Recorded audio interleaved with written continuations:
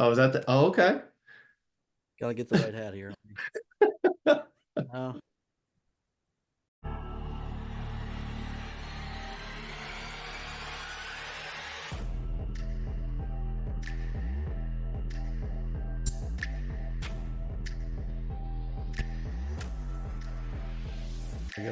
gotta go with the classic here. Oh, I love it. I love it.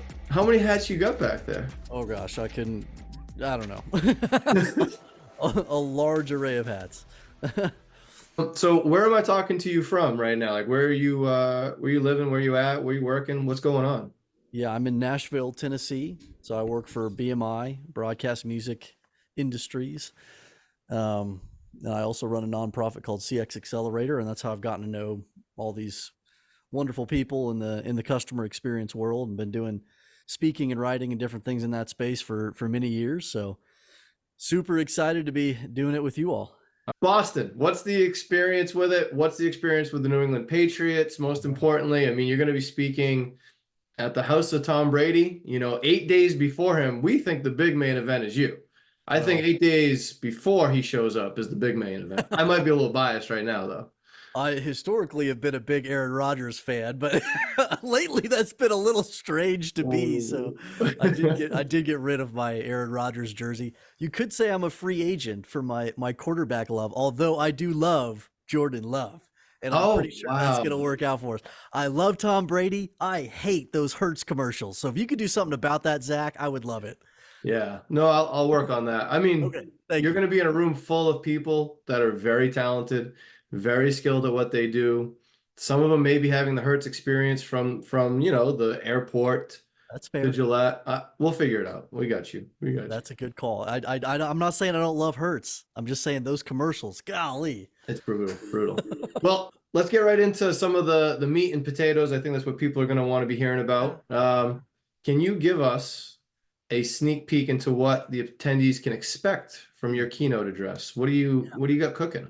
We're going to be talking about how to make customer experience stick, make it last, make it meaningful, and also how to awaken a servant challenger mentality in your people. We're going to be drawing in these incredible principles from servant leadership, these amazing things that we've learned from Matt Dixon and from Collective Genius. We're going to be pulling these together into what I believe is a transformative way to think about the customer service environment and our opportunity to excel beyond just the service environment and help to awaken a CX mentality across the entire enterprise in a way that nobody else can do as well as us customer service folks. So I think this is going to be awesome, Zach. Nice. I love it. What inspired you originally to delve into this world, customer experience, contact centers? Like where was the inspiration for you?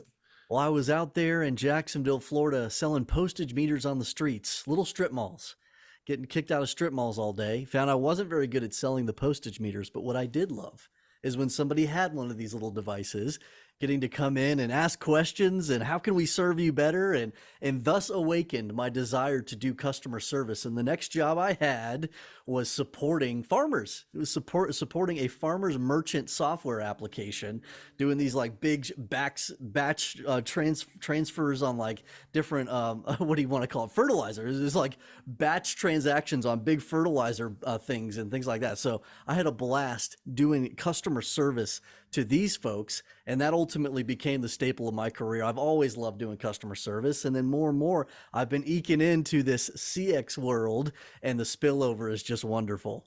Nice. Well, the specific customer experience is the contact centers, right? That's the Northeast Contact Center Forum. This is the 22nd annual Love it. conference and expo. I know everyone's honored to have you be a part of it. And so, what are some of the most pressing challenges you see facing contact centers today?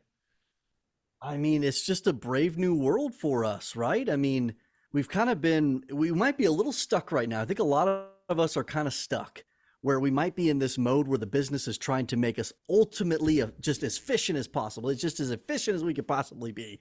And then in the other end of the spectrum, it's like, how do we embrace this incredible new CX related technology that's out there And it's like navigating that whole thing. How can we be as efficient as we can be, but also to really start to embrace new capabilities so that we can serve our customers in ways that we've never been able to before? The two things are not mutually exclusive, but the road is narrow. It's difficult to find. And so that's what we get to try to find together when we're there in Gillette Stadium. Yeah.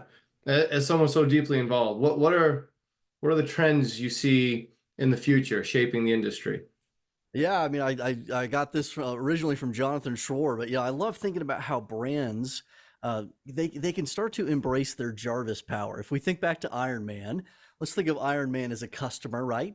And he had Jarvis just kind of there in his suit that was helping him to predict all these different things that were happening around him. Oh, you just went into space. Let me put some oxygen in there. Oh, you've got a missile coming at you. I'm going to go ahead and launch the anti-missile capabilities and take care of that for you. You just stay focused on what matters to you, and I'm going to help guide you there. I'm going to be there for you when you need me, and even when you didn't know you needed me. And I feel like that's what brands are getting to start to do. That's how we get to relate to our customers now. We get to know them more intimately than ever. We get to be the guide for them in these really cool, special ways because we know where they're trying to go. We can predict that journey. We can walk alongside them more intimately than we could in the past. And so it's this wonderful co-creation that we get to collaborate on with our customers. And so that is what I see us continuing to do into the future and bringing that into these community spaces where we get to really collaborate with our customer. We're not just giving them an experience. They're part of the experience now. And we're serving our brand mission together, the promise that we made to the world as an organization. We uniquely came together to do something cool. And now we're doing that alongside our customers as well as for them. Lovely. As a person who loves brands, loves seeing success, right? That you're in the profession of success. You love it. You just want to make more of it, right? Sure. And what are some of the, just from an aesthetic standpoint, I think we'd be interested, like when you see a logo, you see a brand, thinking back to maybe even your childhood, what are some of the brands that stand out to you that just kind of shape the way that you see the world, you know, even just with the aesthetic value of it? Well, I mean, obviously Dunkin Donuts. Dunkin. You just won. That's it. That's all you gotta do. You're good. Great You brand. get Boston. And I love their mobile app. They've got a great mobile app experience there for sure. I mean, some of the brands that have always captured my heart. Gosh, I mean, yeah, these I love sporting retail brands, Academy Okay. Sports and Dick's Sporting Goods. You know, there's even growing up, I mean, there's nothing like walking into a Dick's Sporting Goods and, you know, the artificial golf putting mat, getting to try out all the different putters and then coming around the corner. And now they've got a whole pickleball section and all the cool shoes and all the kayaking stuff and fishing stuff. You know, I love both those brands for sure. What other brand do I just love? Innova disc golf is awesome. I'm going back to the sports thing again, but Yeah, I see a heavy sports team. I think Gillette Stadium might serve you just well. yeah, don't make me do any foaling. Have you ever been foaling, Zach? It's No, the what is that? football bowling. So it's really big in Michigan. I was doing a conference in Michigan and they took me foaling afterward. You're in a bowling alley, except you got these big heavy pens and you got to knock them over with a football. And it wasn't my sport. There's always something new being invented every day. You mentioned pickleball. Was that even a thing 3 years ago? Like 3 years. Look at how fast that's grown. Zach, it's been around since 1964, my friend. But yeah, it's definitely experienced some growth in the past 3 years. That's for sure. Let me ask you, Nate, when did you start playing? Okay. So you tried to get me there, but I have a picture of me playing when I was 4 years old in 1998. Yeah. So yeah. Nice, good. You said you're now in the music industry, providing customer experience. Describe what that's like. Maybe things that might be commonplace to other places you work, but also what might make the music industry unique to work in. Yeah, I mean, we get to serve these affiliates, these composers, these artists in a really special way. And they're doing something really neat. They're creating, like they are on the cutting edge of being a creator. You know, we've seen that kind of lose value in some ways with you know, a lot of the new social media platforms and some different things like that. The idea of being a creator has been undermined to some degree, but these affiliates that we get to serve, they are just absolutely awesome. And so it's a great pleasure, you know, making sure that they're getting what they deserve, in terms of the royalties associated with the wonderful art that they're creating.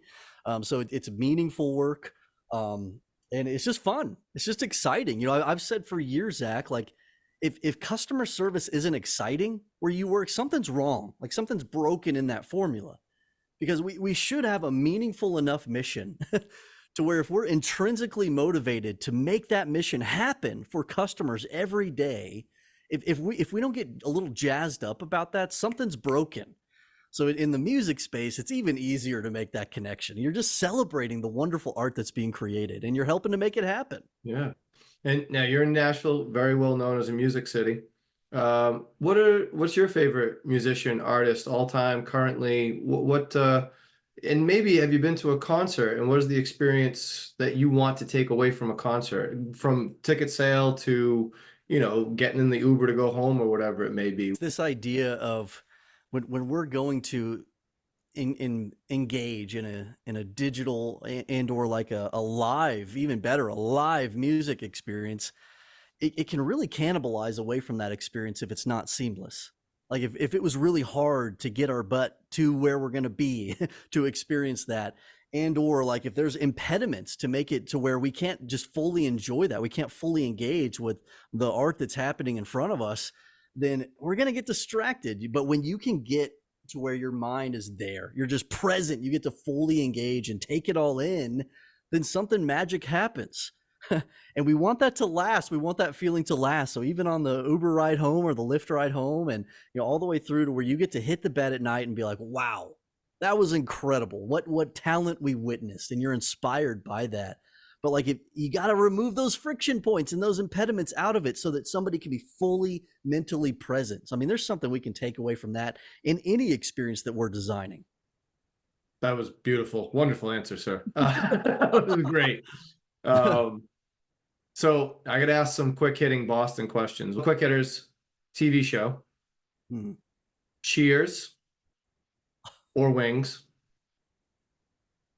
I never really watched either one of them. I'm a 1984 baby, so I guess Cheers. I'm gonna go with Cheers. I've never seen an episode of Wings. I've at least seen clips of Cheers. Okay, all right. Do you have a favorite Boston TV show? There's Boston TV shows. Name one. What is Boston an Public. example Boston of Boston? Public. Right there. Okay. Like CSI Boston? I don't know. Brooklyn Nine-Nine. I'm going to go New York instead. That's the best show ever. Brooklyn Nine-Nine rocks. Oh, I'm going to have to chop this up so they don't chop you up, man. Movie: The Town or Good Will Hunting? Oh, Good Will Hunting. Okay.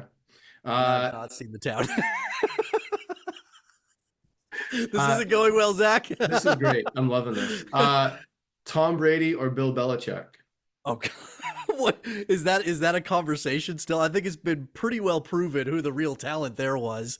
Tom Brady all the way, baby. Okay. All right. Bill Russell or Larry Bird? Oh, Larry Bird for sure. I don't remember Bill much, but I do remember being a little taken by Larry Bird.